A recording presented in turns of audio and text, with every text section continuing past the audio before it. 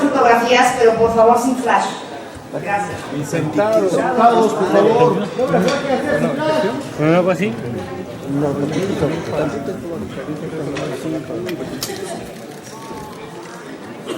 ¿Estoy? Sí. Gracias. Buenos días. Muy buenos días, chicos. Muchas gracias. Hugh, Zendaya, thank you so much for coming. We're pleased to have you here for the promotion of The Greatest Showman. Thank you so much It's our pleasure. for being here. Mexico loves you guys, so we really appreciate your presence. So we're gonna be... Okay. Are you ready? ¿Será por las pezuñas de metal?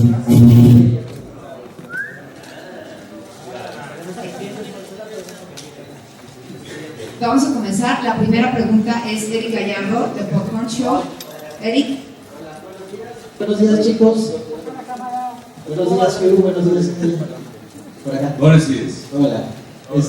Bienvenidos a México. Espero que ya hayan desayunado quesadillas. Y bueno, mi pregunta es... Un segundo. ¿Ya oyes? Ya, ok. Bienvenidos a México y espero que ya hayan desayunado quesadillas. Y bueno, mi pregunta es... Last night. Ok. Por lo menos preguntas. ¿Qué es lo que encontraste de conexión con el personaje que interpretas con Peter? ¿Cuál fue la conexión que tuviste con él? ¿Qué fue lo que te quedas de ese personaje? For me, P.T.'s story, P.T. Barnum, is in many ways the birth of show business as we know it today. But I think this film is about family, perseverance, about inclusion, about determination. He was a gambler. He was like a pioneer.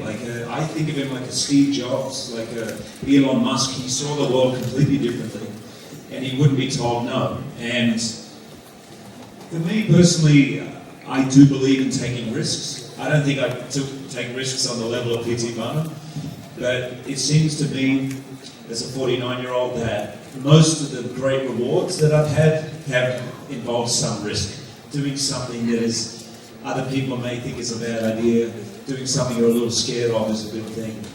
So I do look for that in my life. I'm not as much of a gambler as P.T. Barnum was. He would gamble everything, every time. But like P.T. Barnum, family is very important to me. For me, it's the most important thing. And in many ways, this musical, which has a lot of emotion, a lot of song and dance, in many ways is that a great reminder, particularly this time of year, of what's most important in life, which is everything we have around us, not something that's over the fence or something that will happen in the new year, but right now. The people in our life who love us, who we love, that's really the most important thing. Siguiente pregunta, Itzel Tinajero, de CineNT. ¿Escucha? Hugh, ¿cómo te sientes ahora que regresas de nuevo a los musicales, después de Los Miserables, y además teniendo otra vez una nominación a los Globos de Oro como mejor actor? I am very grateful, very humbled by the nominations for Best Song. You just heard the song. Mieta Perroni sings the song. Maite Perroni. Yeah, beautiful. Yeah. And also for Best Film Musical, which of course all of us share. I love doing musicals. I was 26 when I got my first job in a musical, and I'd never sung publicly in my life before, really, like not professionally. So it was a big surprise to me. Since then, I've done a lot of them. When they work, when you're on stage or in a film with an audience watching a musical, something different happens that happens in any other film. People's hearts open, they leap to their feet. It brings out a joy and a happiness, and that I really enjoyed going back to that. It's also we developed this, and rehearsed this and shot this almost like it was a Broadway show. We were a family. We really became a family, and I'm really proud of it, and I'm really proud to be able to share the success of it with everybody. That makes sense. But I hope everyone in Mexico gets as much joy out of it as we got. Gracias. Siguiente pregunta, Aida Santana, Freaky Punch.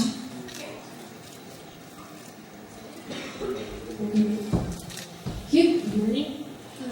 In this movie, you sing, you dance, you already have an Oscar nomination as Best Actor, you have a Golden Glove. I mean, is there something you can't do? I'm guessing your next challenge is directing or maybe being a president or something. So sorry. I was really trying to listen to this. Only halfway through did I realize you were speaking English, and this was. I'm sorry. Can you just quickly repeat that? ¿Puedes repetirlo, por favor?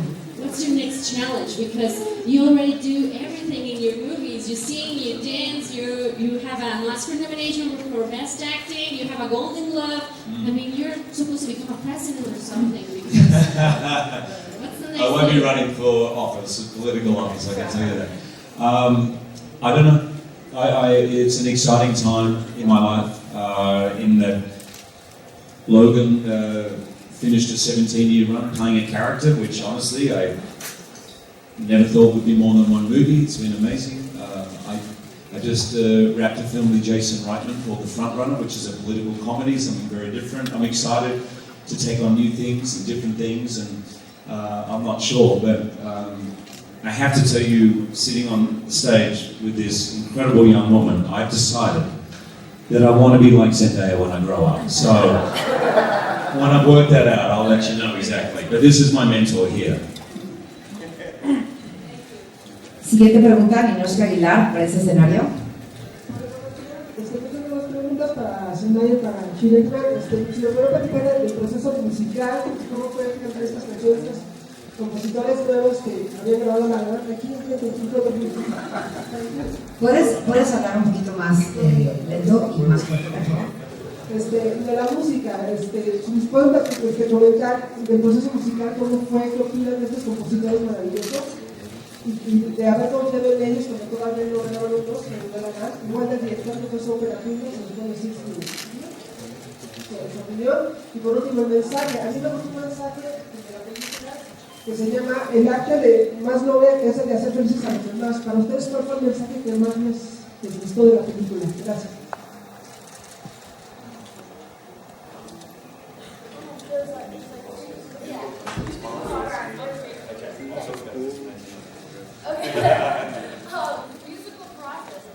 Hello. Hello. Hello? Okay, there we go. Musical process. I think I fell in love with the music as soon as I heard it. I was lucky enough to, we have, Benj and Justin, who are so talented and so creative and have really, this is their baby. And when I first came in, and I actually went up for my audition process, I asked if I could get the song so I could record it in my garage and show them what I could do to kind of solidify my spot in the movie.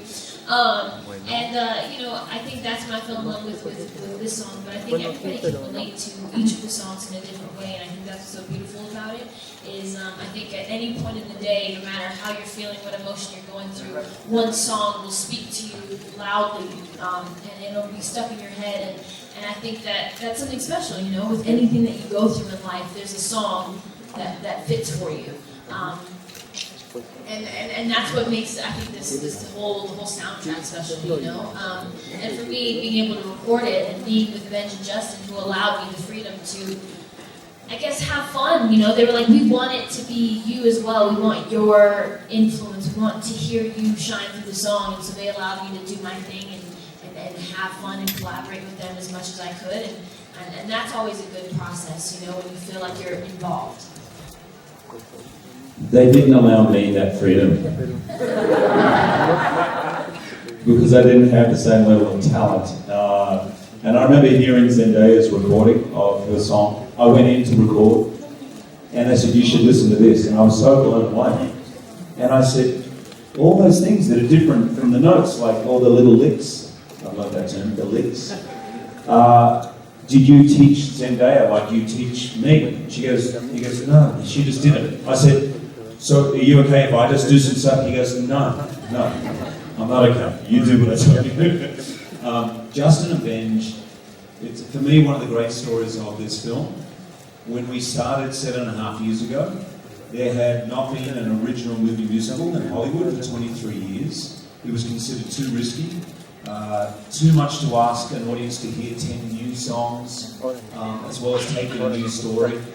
So the belief and the determination was we would get Pharrell Williams, Bruno Mars, Adele, Macklemore, Lewis, big names, all to submit songs. And we would have songs that could be in a musical, could also play on the record. And these young guys wrote one song. And it's a long story how they got one song through. And about 6 months later, it was 2 songs. And finally, the studio executive in Hollywood pulled Michael Gracie, our director, and I'll talk a little more about him in a second, pulled him in and said, who are these young guys? Who's this Justin and Benj? I thought we were going to beat big names. And he goes, oh no, they're big. They're really, really big. He goes, where? He goes, well, they're huge on Broadway. And he goes, what have they done? He said, well, they just won a Tony Award on Broadway. And he goes, for what? He said, the James and the Giant Peach. There's never been a production of James and the Giant Peach, but the Hollywood executive didn't know that. So he goes, oh, okay. And so that's how they got in the door. And now they wrote all 10 songs because, and it's, I think, one of the real jewels of this film is the music. It's beautiful, it does, as Zendaya says, speaks to everyone. And Michael Gracie, who's the real P.T. Barnum of this, all of us involved, from the studio, Zendaya, me, Zach, we all were ultimately believing in Michael. He had the vision from the beginning. He has a very famous pitch for the movie that takes 45 minutes. He gave that pitch 1,000 times. And every single time, everyone was in. He made you believe. He brought you along in the same way P.T. Barnum did. And so he's really another great story, I think, of this movie. And I love that you picked up on that quote. The noblest art is that of making others happy, which is a true quote from Barnum. In his time, and I think it's true now, people had preconceived ideas about what was art and what was acceptable. It was opera. It had to enrich you, make you smarter, make you more civilized, elevate. And he was the first to go, can we just have fun? Shouldn't art melt your heart? Shouldn't it make you cry and laugh and sing?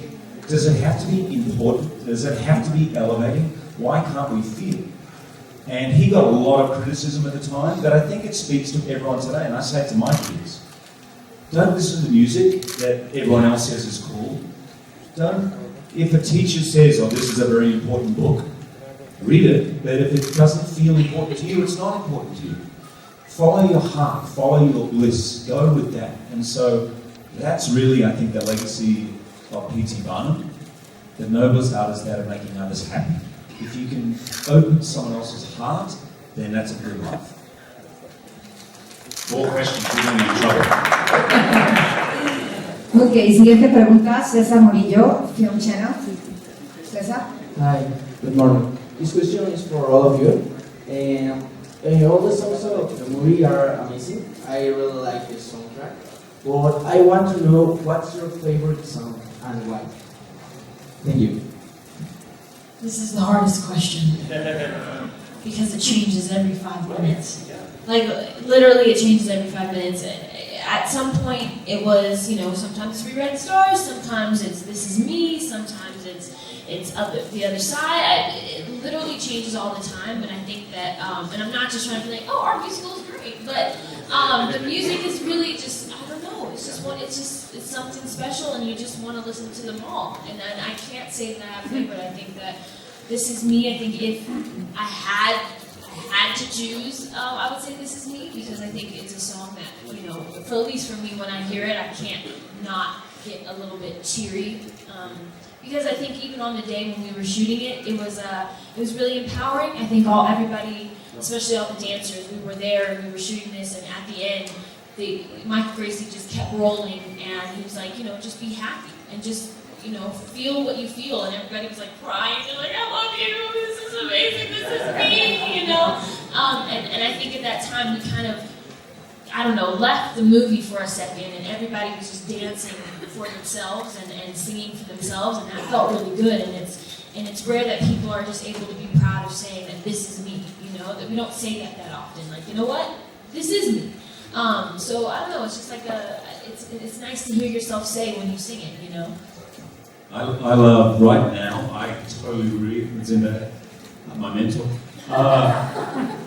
The song, Rebecca's song, Never Enough, slays me. It absolutely slays me right now. But I would, from now on, which is a song I have, from the moment I heard it, I choke up every time I think of it, but I think This Is Me ultimately would be the one. And I love the story at the end. Another great story is Kiara Settle, who was a Broadway veteran. 13 years has been on Broadway, 8 shows a week, and this is her first film. And she was so good at our final presentation. And there were big names wanted to play this part. I don't want to tell you who, but big names. She was that good. She had tears streaming down her face. I looked out at the 60 people. It was kind of like this. Everyone crying. The head of the studio, mid-performance, leapt out of his chair, ran across, and hugged her. And I was close, and he said, "You just booked your first major motion picture." And it was so that song always gets me. Siguiente pregunta, Anayeli Moreno, Pollux. Hola, buenos días. Mi pregunta es, ¿qué mensaje? No te oyes. Mi pregunta es, ¿qué mensaje le darían, de acuerdo a lo que ustedes han vivido en experiencia, a esas personas que tienen un proyecto en mente pero no se atreven a dar el primer paso?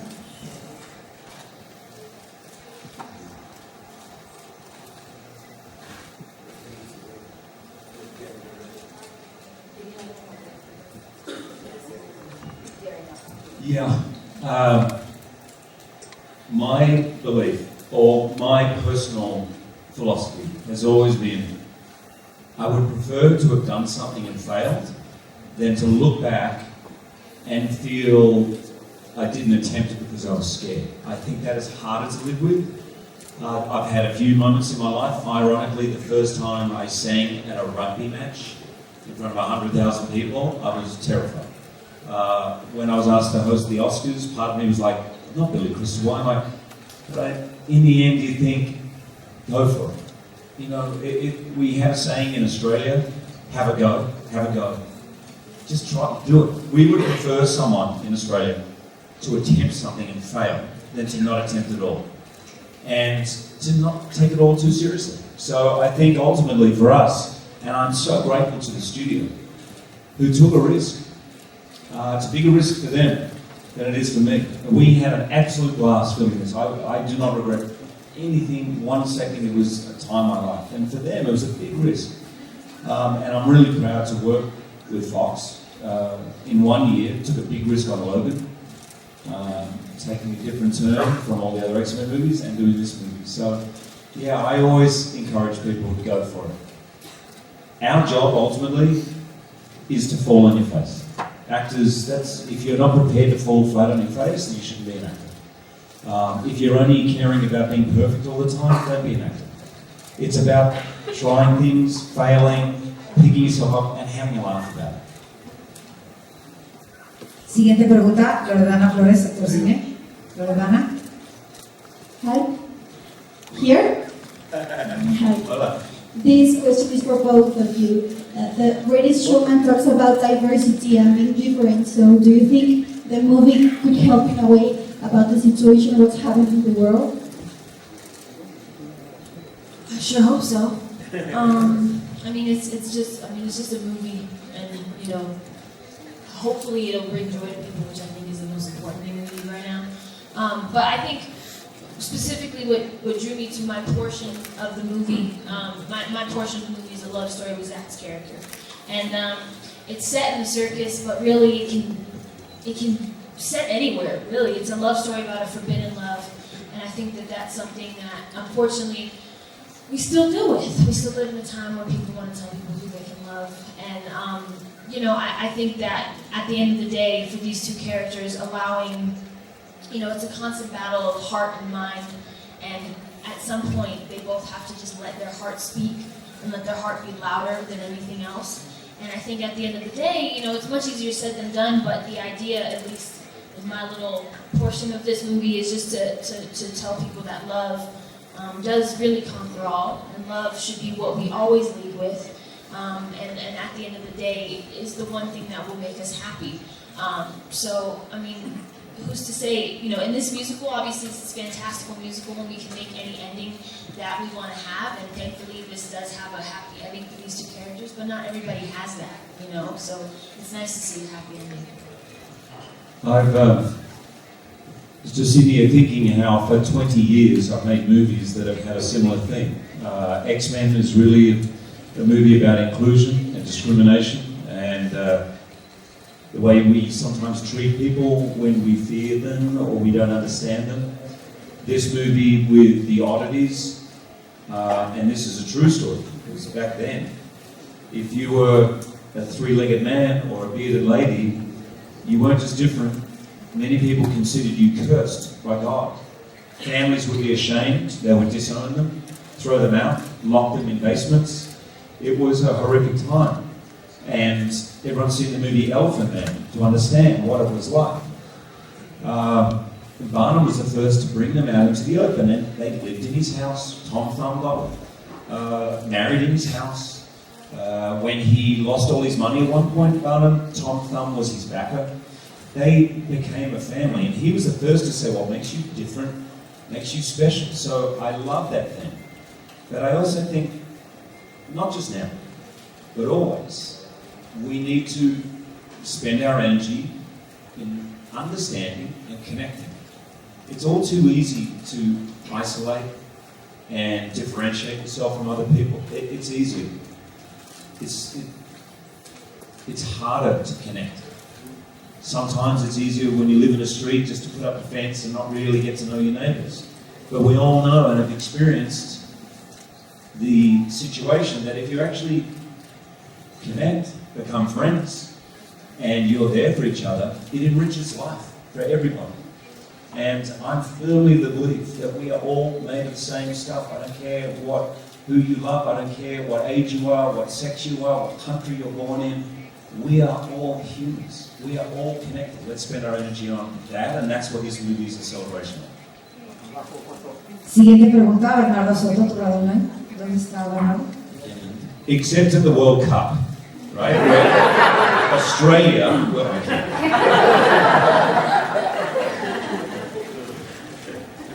Buenos días. La pregunta va en español y es para Zendaya.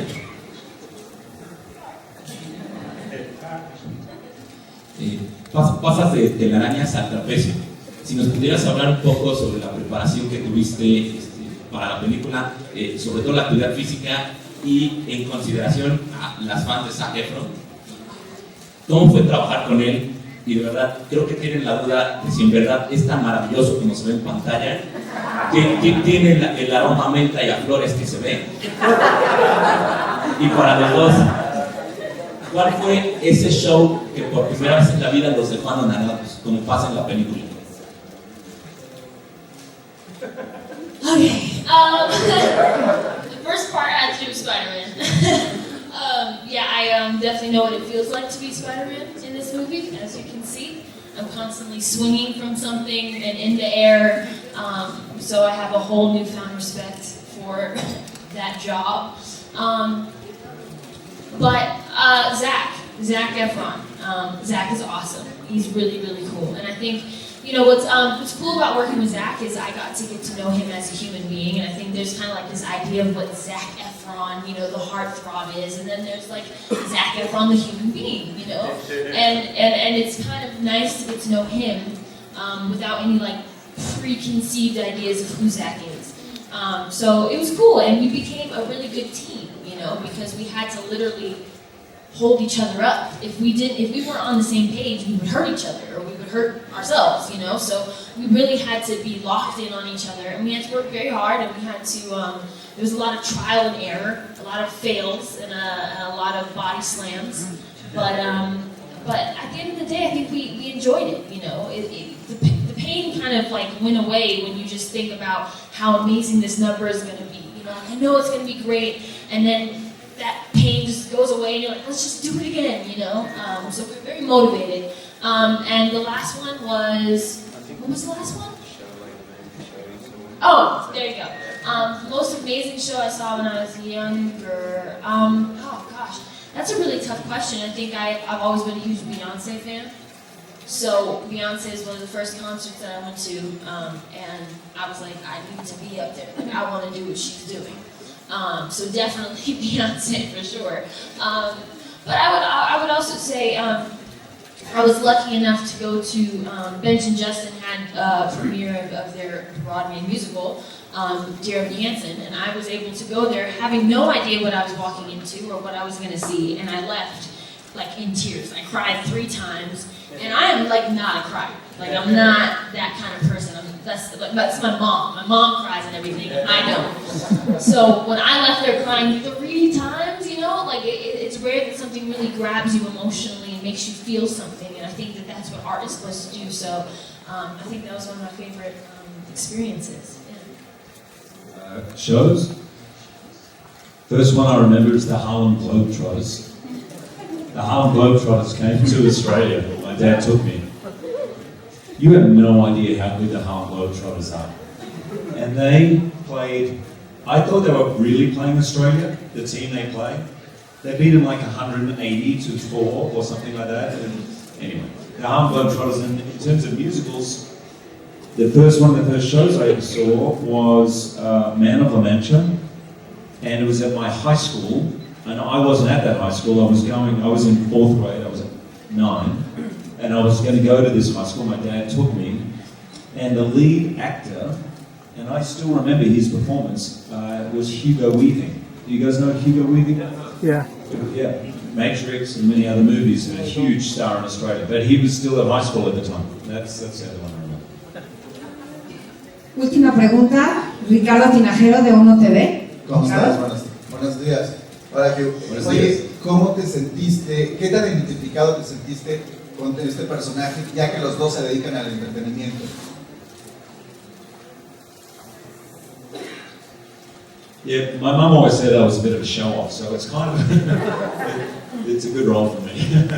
I really love playing the character, and he's a flawed character. You know, he grows up in extreme poverty. He's certainly pushed aside, and many things are closed off to him, and so. To him, success is not just a dream, it's a fight. And he's a fighter, and I like those characters. I like characters who have imagination, who see the world differently to everybody else, and also will fight if they're pushed into the corner. So it was great fun developing. It's the first time I've been involved in a musical where we were developing it from scratch, and that's really thrilling. It's a great opportunity. Muchísimas gracias, chicos. Thank you, Zendaya. Gracias. Thank you, Hugh. Ya, no mames. Ya que tomar video atrás.